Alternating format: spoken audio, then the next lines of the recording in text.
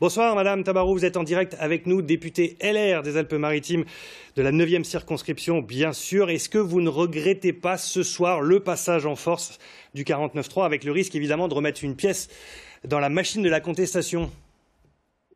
Alors bonsoir, tout d'abord je suis à Paris, dans mon bureau à l'Assemblée. Simplement vous signaler qu'effectivement j'aurais préféré participer au vote aujourd'hui. Je n'ai pas particulièrement apprécié le fait d'avoir les syndicats qui étaient là pour essayer encore de faire pression sur nous. J'ai vu qu'il y avait une manifestation donc dans les jardins de l'hôtel de ville du Canet. Je rappelle qu'au passage, ce matin, ils étaient à Antibes alors que le 49.3 n'avait pas encore été sorti par le gouvernement.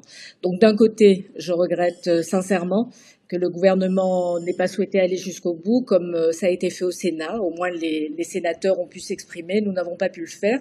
Mais toute la responsabilité n'est pas sur le gouvernement. Je rappelle que nous avons eu des débats impossibles avec la NUPES, avec LFI et parfois avec le Rassemblement national, qui ont tout fait pour qu'il n'y ait pas de vote aussi dans notre hémicycle, ce que je regrette, Michel parce que la Tabarot, démocratie est là pour s'exprimer à travers ses parlementaires. Michel Tabarot, Éric Ciotti, le chef de votre parti, a dit que le 49.3 était un échec pour le gouvernement.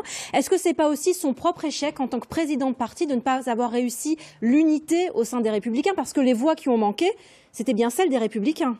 C'est le grand jeu de dire que c'est de la faute des Républicains, mais je suppose que si le gouvernement n'a pas souhaité présenter ce texte au vote, c'est qu'il avait des doutes aussi sur sa majorité. Nous avons été clairs, nous avions la moitié de notre groupe à l'Assemblée qui soutenait ce texte. Une autre partie s'abstenait, une autre partie votait contre. Je vous rappelle au passage qu'au Sénat, ce sont les sénateurs républicains qui ont apporté un soutien à ce texte une fois qu'il a été amendé par nos amis politiques pour qu'il ressemble le plus possible à la réforme que nous aurions pu faire.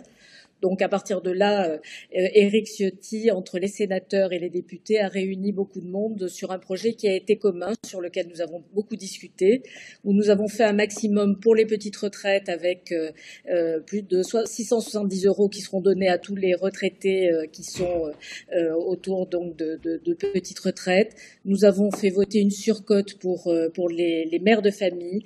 Nous avons obtenu un contrat senior pour les seniors qui sont le plus en difficulté pour trouver des emplois. Merci. Et nous avons donc avancé sur un certain nombre de mesures.